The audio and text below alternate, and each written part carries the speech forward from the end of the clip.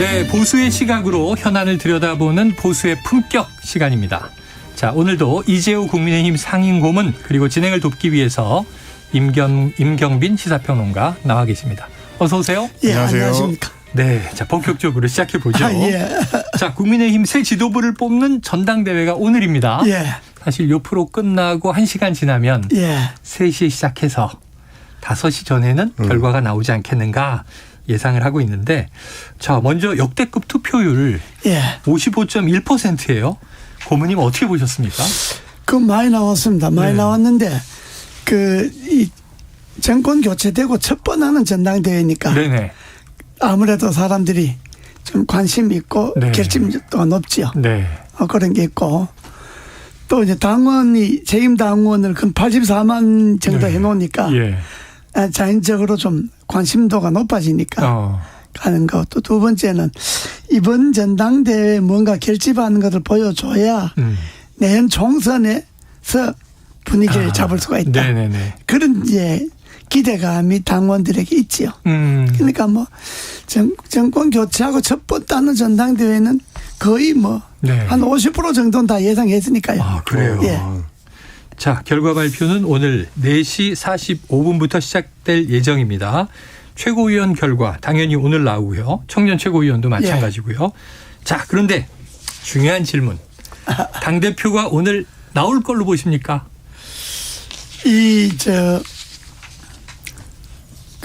해석이 구가하긴 한데 네네.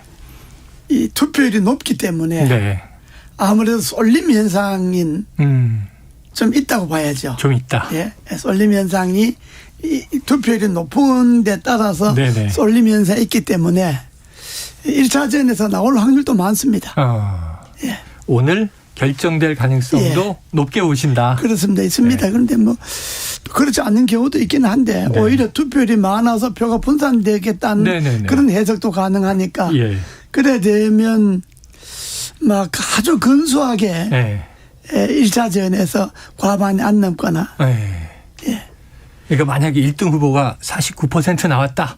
가정을 하면 그렇습니다. 턱걸이가 안 되는 거죠. 48이나 48점 얼마나 49점 얼마나 49.9가 나와도 안 되니까. 또는 50.0 나와도 이제 되는 거죠. 50.0 나와도 되는 거죠. 그렇죠. 그러니까 지금 기대는 아마 당에서 기대하는 건 1차전에서 끝날 거다 이렇게 볼 텐데. 잠깐만, 근데 이게 김기현 후보가 워낙에 이제 전방위적인 지원을 받고 있었다라는 게 대체적인 평가인데. 그렇습니다. 그래서 당연히 사실은 압도적으로 이겨야 되는 선거인데도 불구하고 끝까지 좀 예측이 어렵게 끌려온 것 자체가 어떻게 보면 이제 김기현 후보라든지 당 주류들 입장에서는 일종의 좀 실패한 선거 캠페인이었던 거 아니냐 이런 평가도 있는 것 같더라고요. 그러나 전당대회는 오늘 끝나고 대표는 뽑겠지만은 전당대회 운영 과정은 좀 매끄럽지 못하죠. 좀 깨끗하지를 못하지. 윤핵관이 초기에 너무 김기현 후보를 싸고 돌았는 거. 대통령실이 노골적으로 개입한 거. 그다음도 대통령 비서실이 카톡방 카톡방인가 거기서 관여한 것. 그러니까 전반적으로 이번 전당대회는 대통령실이 과도하게 개입함으로 인해서 스타일 국인 데다가 윤핵관이 또 너무 설쳐갖고 초기에 그러니까 전당대회 의미는 많이 좀 퇴색됐죠. 네. 자, 그런데 이제 고모님은 결선에 가야 국민의힘이 산다 이런 말씀도 하셨는데 그렇습니다. 어떤 의미입니까? 1차전에서 되면 누구나 다 이게 대통령실이 개입해갖고 이게 무난하게 됐구나. 패자들이 졌다 이렇게 생각하니까 이게 너무 기울어진 운동장에 처음부터 윤핵관하고 대통령실이 너무 설치돼갖고 처음부터 이게 불공정 경선이었다 하는 빌미를 제공하게 되지요. 낙선한 사람들이. 그 2차전에서 되면 어쨌든 그럼에도 불구하고 1차전에서 과반이 안 돼서 2차전 가서 승부를 겨뤘으니까 그러면 낙선자들이 할 말이 없어지는 거죠. 적어도. 그렇죠. 그러니까 당이 좀 제대로 되려면 2차전에서 결정하는 게 낫지요. 그리고 결선을 보통 하는 이유는 예. 최종적으로는 과반 이상의 그렇습니다. 예. 참여자의 표를 모았다. 이게 예. 또 의미를 두기도 하잖아요. 예. 그리고 결선까지 갔으니까 네. 무슨 뭐 대통령실이 개입을 했다, 뭐 윤핵관이 설쳤다, 뭐 이렇게 이야기할 수 있는 근거가 많이 줄어드는 거죠. 네네. 예. 그럼에도 불구하고 그래. 상대 후보가 예. 약진했는데 그렇습니다. 결국은 꺾지 않았느냐. 예. 당심은 이쪽이다. 이렇게 예. 얘기할 수 있는 근거가 된다. 자, 1호 당원으로 불리는 윤석열 대통령 오늘 참석한다고 했어요. 예. 이 대통령이 전당대회에 참석하는 게 2016년 예. 새누리당 시절 박근혜 전 대통령이 참석했고 7년 만이라고 합니다.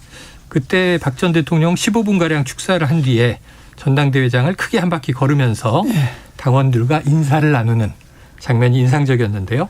자, 윤 대통령은 오늘 왜 참석한다고 보세요? 그 대통령이 돼 갖고 당원들을 많이 돌아다니면서 뭐 당선 사례는 했지만은 네네. 그러나 당원들을 열성 당원들을 한꺼번에 많은 명을 모아놓고 하는 행사에는 처음 나가는 거니까 그렇죠, 당연히 그렇죠. 참석하죠. 그러니까 예, 일종의 예. 대통령 당선 이후에 당원에 대한 인사 또 할 겸 네. 그렇게 참석하는 거니까 그건 뭐 박 대통령 이후에 참석을 못한 건 우리가 정권을 못 잡았으니까 참석을 못했던 거고 네네네. 이건 뭐 정권 잡았으니까 네. 당원 인사 겸 또 요즘 또 뭐 또 시절이 또 하수상하니까 네. 뭐 한 말씀 하시겠지. 그렇게 이제 이해할 수 있고요. 그렇죠. 명분은. 근데 또 이제 이런 해석이 있어요. 이 대통령이 나 전당대회 갑니다 하고 이 등장을 예고한 것 자체가 내가 가는데 그러면 누군가 내가 원하는 뭐 있어야 되는 거 아니냐.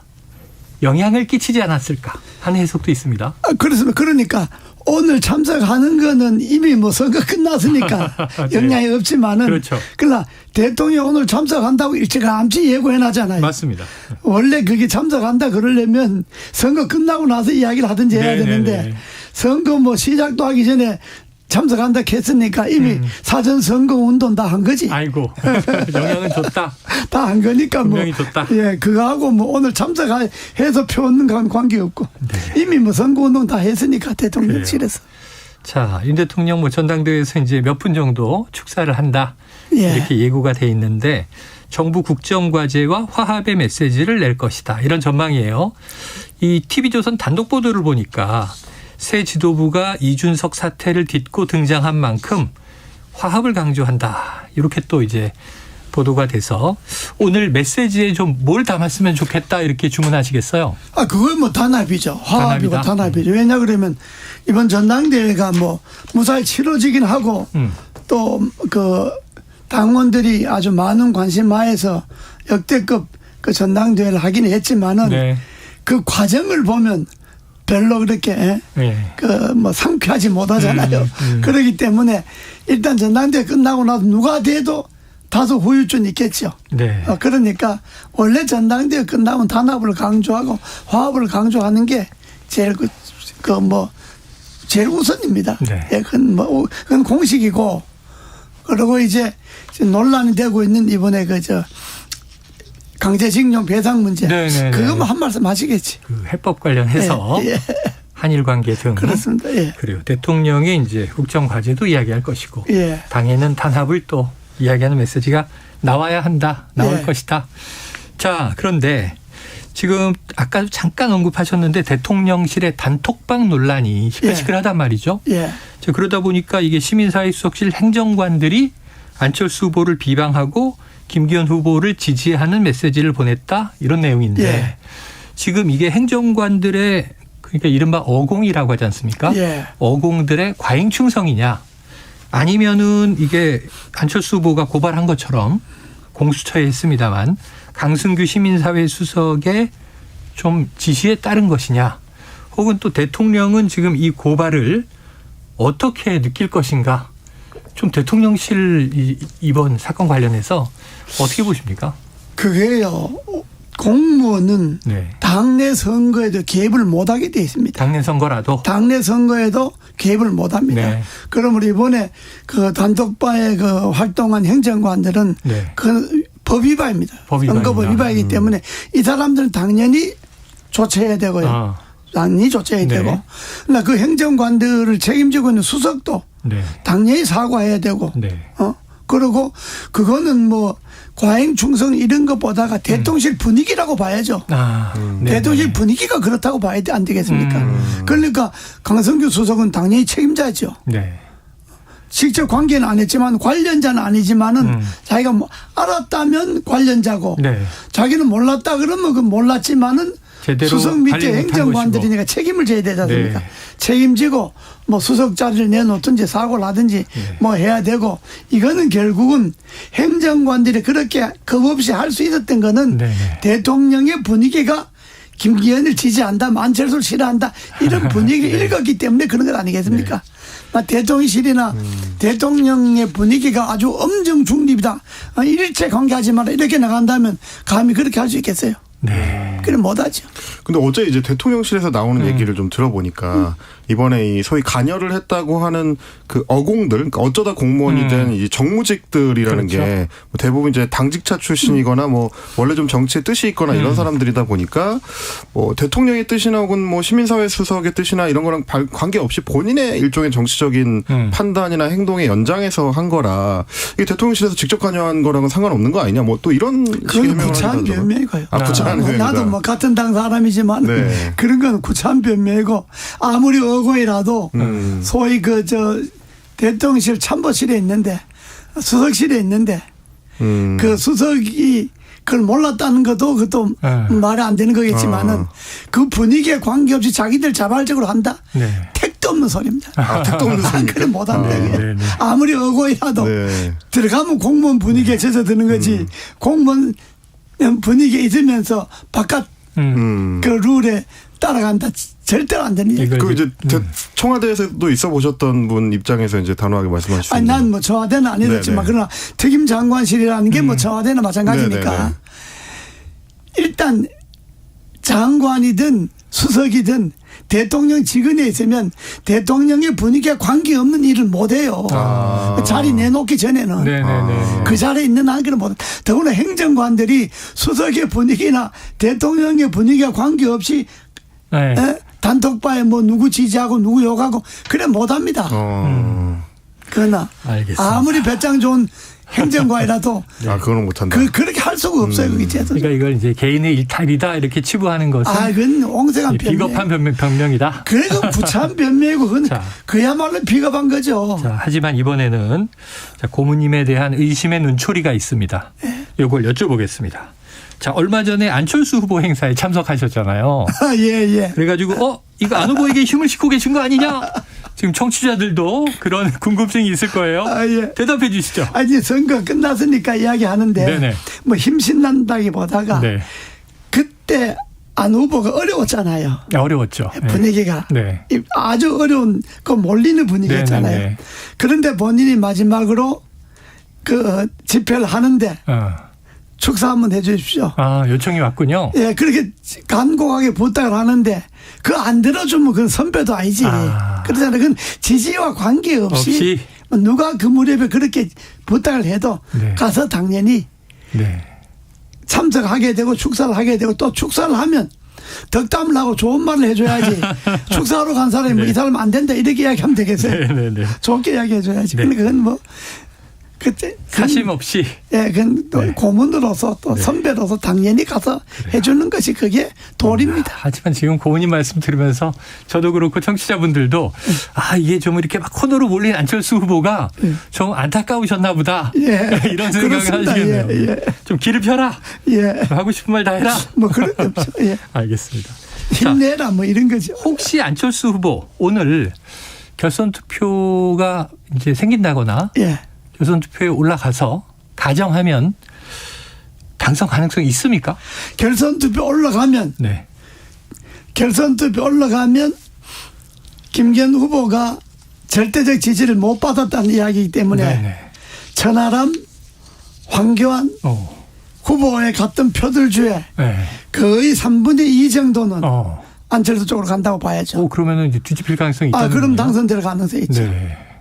결선 투표 발생 결선 투표 간다면 왜냐 그러면 김기현 후보 지지는 1차 투표에 다 나왔거든요.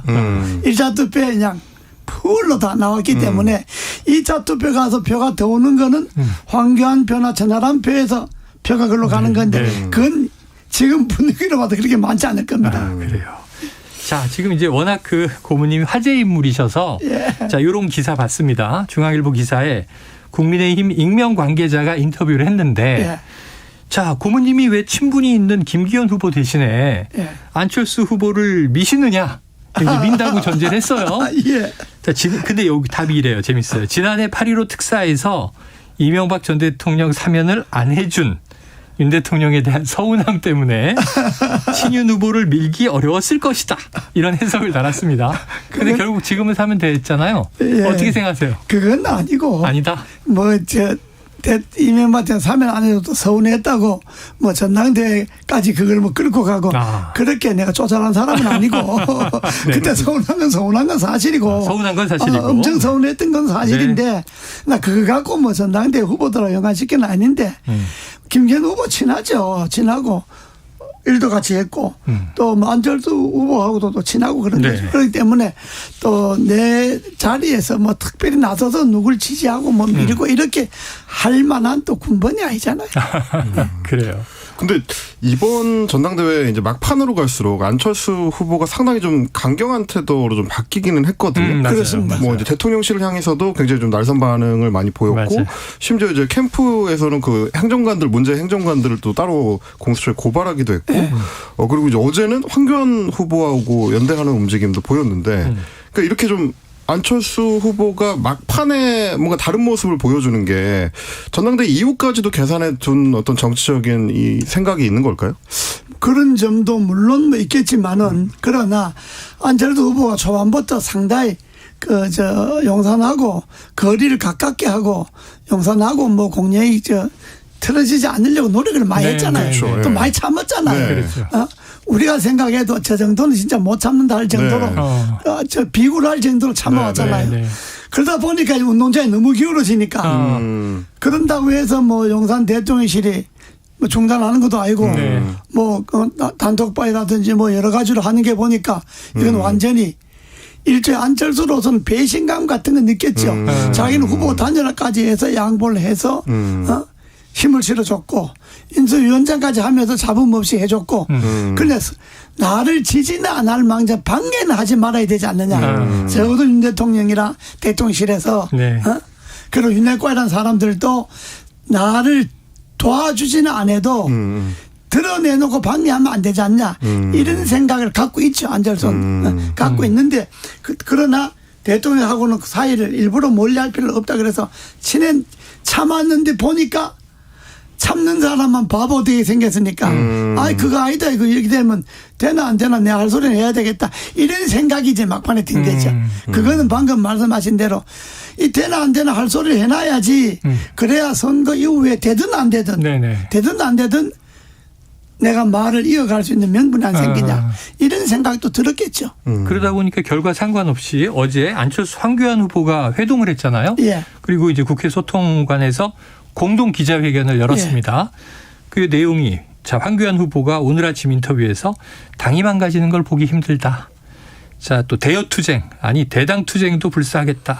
이런 얘기를 했는데 또 안철수 후보는 김기현 후보가 당선된다 하더라도 승복 여부에 대해서 수사 결과를 보고 판단할 것이다. 이런 얘기를 했어요. 이게 이른바 안황연대의 투지 전당대회 이후에도 영향을 미치겠습니까?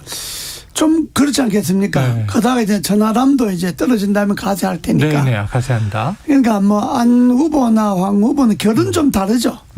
사람들이 결은 좀 다른데 그러나 전당대회 출마해서 떨어진다면 떨어졌다는 그런 이제 공감대가 형성되니까 공동 대당 투쟁, 대김기현 투쟁을 벌릴 수가 있지요. 그렇기 때문에 지금 이번 전당대 이후에 화합이나 단합이 아주 중요한 겁니다. 요거 팩트를 하나 좀 정리하고 가겠습니다. 안철수 캠프 측에서는 어제 해당 행정관들에 대해서는 별도의 고소고발을 하지 않을 계획이다 이렇게 밝히면서 이미 당원께서 고발하신 상황이다 이렇게 이야기를 했고요. 이후에 이제 강승규 시민사회 수석을 공수처에 고발한 상황이다. 해서 이제 행정관 수석에 대해서는 이렇게 좀 정리를 하겠습니다. 행정관이야 이미 고발돼 있으니까 따로 고발할 것도 없고.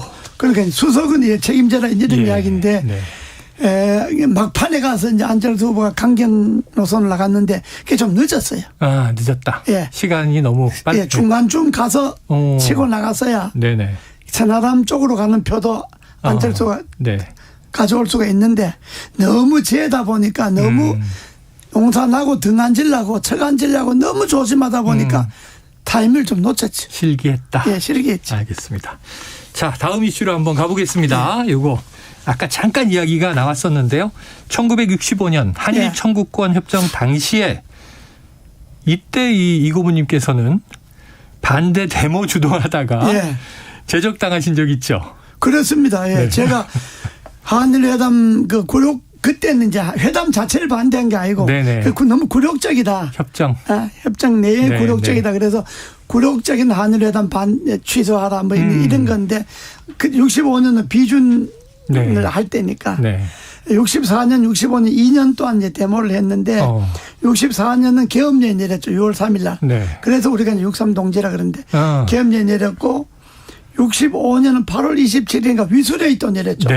그때는 뭐 군사 정권이나 군인들이 나와서 이제 전국을 진압을 했던 거죠. 그때 우리가 이제 저는 중앙대학교 투쟁위원장을 했는데 그때는 제적을 다 했죠. 제적을 다 했는데 그때 요구가 굴욕적으로 너무 굴욕적이다 회담 내용이 그랬거든요. 근데 이번에 회담 이번에 윤 대통령이 선언한 건 내용 뭐 대통령으로서 뭐 지금 그렇게 뭐 판단할 수도 있다고 하지만은 조금 이게 우리 정서상 우리 국민의 정서상 자존감을 많이 훼손시킨 거죠. 솔직하게 말하면. 그러나 돈 기껏해야 40억이잖아요. 네, 그렇죠. 다 15분인데 한 분이 뭐 2억에서 1억 5천에 2억에서 뭐 그동안 이자하고 하면 뭐 전부 다 한 40억인데 40억 그 돈이야 뭐 솔직하게 한 정부 차원이나 한 기업 차원에서 그 돈이 뭐 문제겠습니까? 그러나 문제는 생각해 보세요. 잡아가서 강제로 끌고 가서 일 시키는 건 일본 기업인데 미쓰비시 중공업이나 일본 제철이나 일본 기업인데 그거 그 배상은 왜 한국이 하냐 이 말이죠. 이건 자존감이 문제잖아요. 또 그렇다면 일본이 나서서 우리는 식민지 제국주의적 식민지 침탈에 대해서 조선의 침탈에 대해서 그야말로 뼈저린 통절한 반성과 그야말로 진정한 진심 어린 사과를 한다. 그건 지금도 한다. 이런 말이라도 나와야 되잖아요. 돈은 안 줘도 좋은데 사과라도 받아야 되잖아요. 그러니까 돈도 못 받고 사과도 못 받고 그러니까 사과한다는 게 우리는 지금까지 일본 내각이 이어온 것을 대신한다. 그 말은 뭐 김대중 오부치 선언을 연상하긴 하지만은 그러나 김대중 오부치 선언도 세월이 흘렀으니까 이야기를 해야지. 우리는 김대중 오부치 선언에 이어진 바와 마찬가지 식민지 침탈에 대해서 통절한 반성과 한국과 한국 국민에 대해서 진심 어린 사과를 한다 하는 말이 있어야지. 그것도 없이 그냥 일본 사람이 데려다 썼는데 돈은 우리가 갚는다. 말이 안 맞잖아요. 이런 것 때문에 국민들의 자존감을 상한 거지. 야, 이게 독일은 지금 잘하는데 그게 문제죠. 일본은 왜 이렇게 못하는지.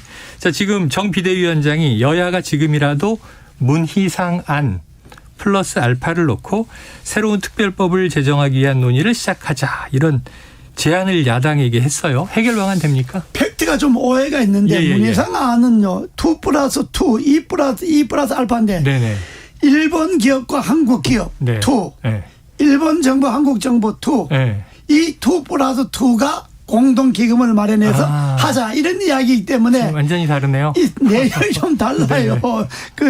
뭐 일본 기업과 한국 기업이 공동 출자하자는 그런 이야기가 있었기 때문에 이번에는 일본 기업은 투자 안 했잖아요.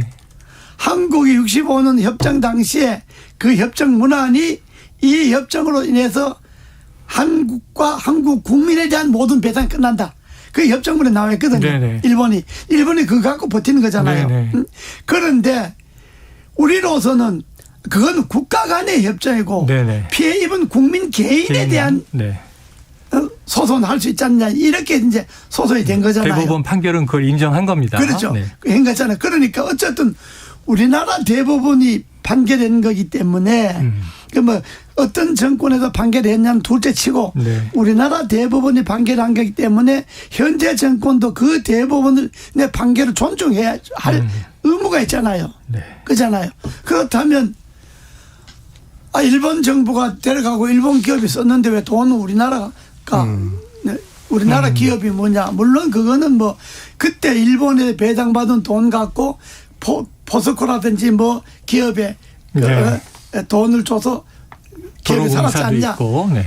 그런 이야기인데 그거는 한국이 일본과 협상해서 받은 돈이지 일본의 기업이 한국 기업에 직접 투자를 해준 돈이 아니잖아요. 네네.